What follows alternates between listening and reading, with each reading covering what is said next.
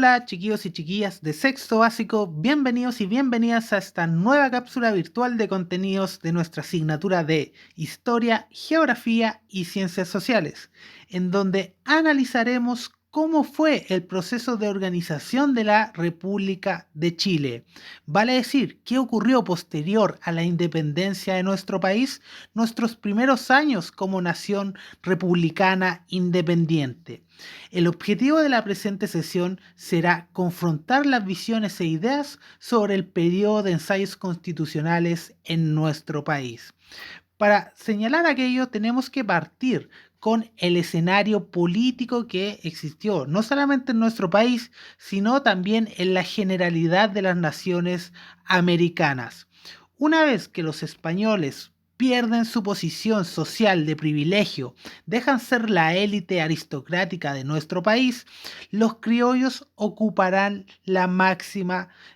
los máximos cargos públicos en las instituciones y organismos del periodo.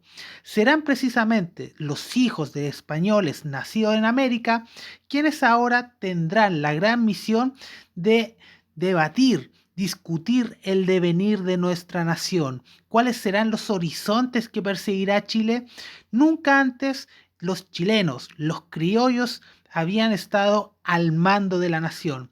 No será una tarea para nada sencilla, sino más bien será una experimentación constante, ensayo y error. ¿Cuáles serán estas principales disputas, ideas que los criollos plantearán?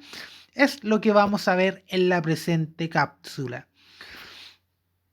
Los primeros años de vida republicana de nuestra nación se le conoce con el nombre de periodo de ensayos constitucionales y se desarrolló entre los años 1923, posterior a la abdicación, a la renuncia de Bernardo Higgins, y 1930, finalizando con la batalla del Ircay, una guerra civil que enfrentó a los dos principales bloques o grupos ideológicos de aquel entonces.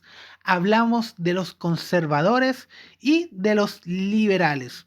Pues precisamente organizar la naciente república, como vemos en imagen, no fue nada sencillo. Implicó una áspera discusión, constantes conflictos entre los distintos grupos de intereses, entre los distintos grupos de criollos que se fueron organizando para intentar imponer su ideal de orden, su ideal de nación. Sus principios, sus valores, su ética y su moral estarán en constante disputa durante los primeros años de vida republicana. Vale decir, los enfrentamientos ya no irán dirigidos hacia los españoles, sino más bien empezarán a surgir una serie de pugnas y de enfrentamientos entre criollos, entre la nueva y naciente República Chilena.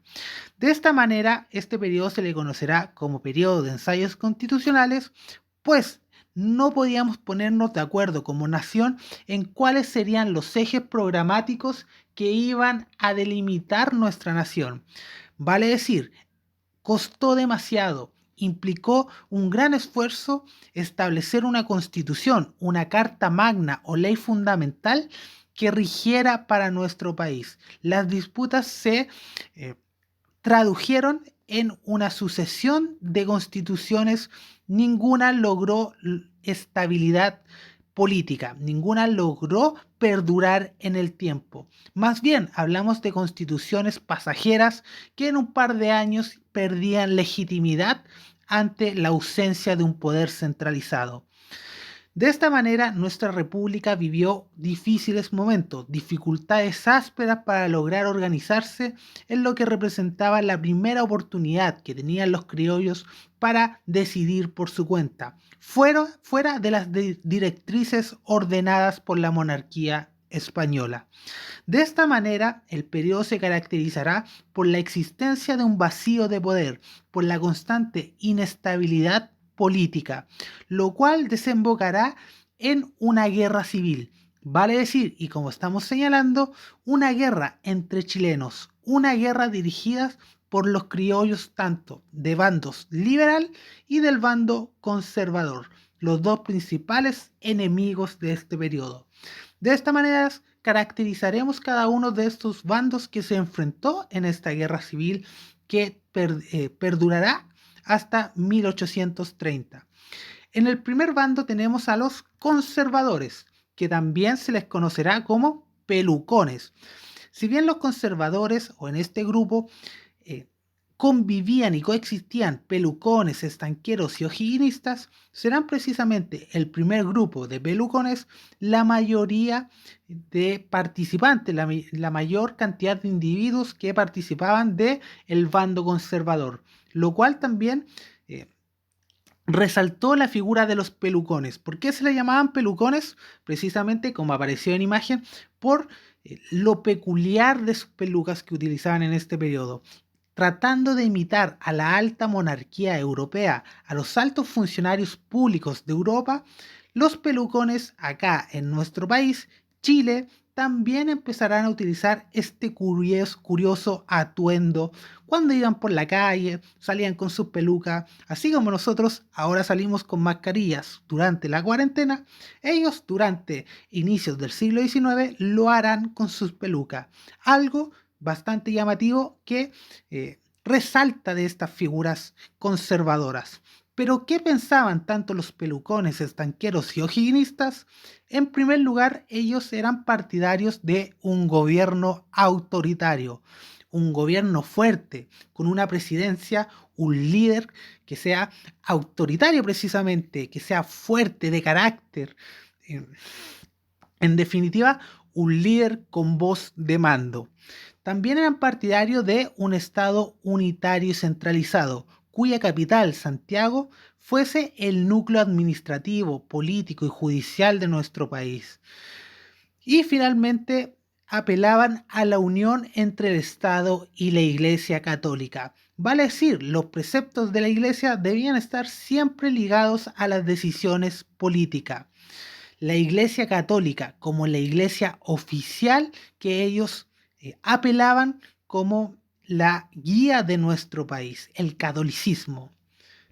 Por otra parte, vale decir, sintetizando la idea de los conservadores, la máxima, el ideal, el objetivo que planteaba este grupo no era más que orden, orden, orden, orden y más orden. En la medida que existiera orden dentro de nuestro país, gracias a la figura de un líder autoritario y fuerte, la economía y la estabilidad social llegarían a nuestro país. Ese era el horizonte de los conservadores. Insisto, en la medida en que existiese orden, los objetivos económicos y sociales planteados se irían sucediendo una vez logrado.